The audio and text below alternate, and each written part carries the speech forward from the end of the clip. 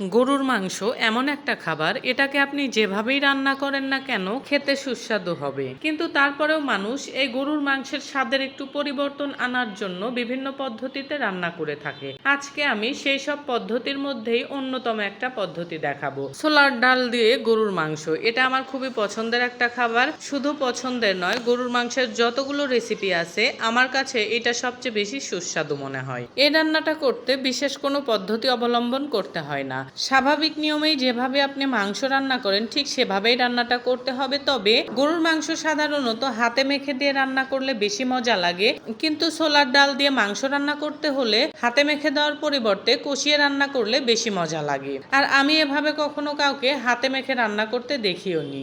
এই রান্নাটা করব দেখে আমি সকালবেলা উঠে 250 গ্রামের মতো বুটের ডাল ভিজিয়ে রেখেছিলাম। এভাবে রান্না করতে হলে ডালটাকে প্রায় 5-6 ঘন্টার মতো ভিজিয়ে রাখতে হয়। ভিজিয়ে রাখা ডালগুলো যখন বেশ ফোলা ফোলা হয়ে উঠেছে তখন আমি রান্না করতে চলে আসছি। প্রথমে মাংসগুলো ভালোভাবে ধুয়ে একটা ছাঁকনির ভিতরে পানি ঝরতে রেখে দিয়েছিলাম। তারপরে চুলায় একটা কড়াই বসিয়ে কিছুটা পেঁয়াজ কুচি খুব ভালোভাবে ভেজে নিয়েছি। তারপরে এর মধ্যে 1 চামচ মরিচের গুঁড়া, 1 চামচ ধনিয়ার গুঁড়া, হাফ চামচ হলুদের গুঁড়া, হাফ চামচ গোলমরিচের গুঁড়া, 1 চামচ রাঁধুনি গরুর মাংসের মশলা, 2 চামচ আদা বাটা, 1 চামচ রসুন বাটা এবং স্বাদমতো লবণ দিয়ে মশলাটা ভালোভাবে কষিয়ে নিয়েছি। মশলাটা ভালোভাবে কষানো হয়ে গেলে এর মধ্যে পানি ঝরিয়ে রাখা গরুর মাংসগুলো দিয়ে হালকা একটু নেড়ে চেড়ে তারপরে একটা ঢাকনা দিয়ে ঢেকে দিয়েছি। ঢাকনা দিয়ে বেশ কিছুক্ষণ ঢেকে রাখার পর মাংস থেকে আপনা আপনি পানি উঠে আসে, আর মাংসের এই পানি দিয়েই কিন্তু মাংসটা ভালোভাবে কষিয়ে নেওয়া হয়ে যায়। বেশ কিছুক্ষণ সময় নিয়ে মাংসটা কষানো হয়ে গেলে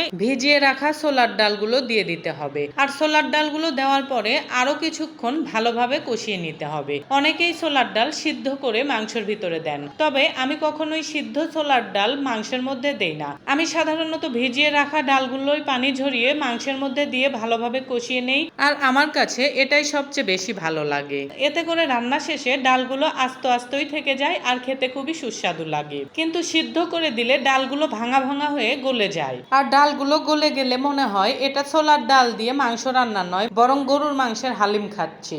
যাই হোক, ডালগুলো দিয়ে ভালো মতো কষিয়ে নেওয়ার পরে এর মধ্যে ফুটিয়ে রাখা গরম পানি দিয়ে দেব।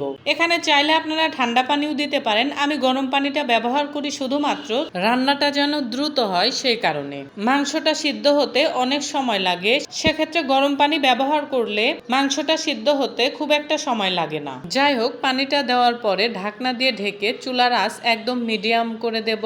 এভাবে প্রায় 30 মিনিটের মতো জাল করলে রান্নাটা একদম রেডি হয়ে যাবে। মাঝে মাঝে ঢাকনাটা তুলে 2-1 বার নেড়ে দিতে হবে যেন কড়াইয়ের তলায় লেগে না ধরে। কথা বলতে বলতে আমার রান্নাটা প্রায় শেষ হয়ে আসছে। এখন 1 চামচ ভেজে রাখা জিরের গুঁড়া দিয়ে আরো 5 মিনিট ঢাকনা দিয়ে ঢেকে জাল করলে রান্নাটা সম্পূর্ণ হয়ে যাবে। আমার রান্নাটা শেষ।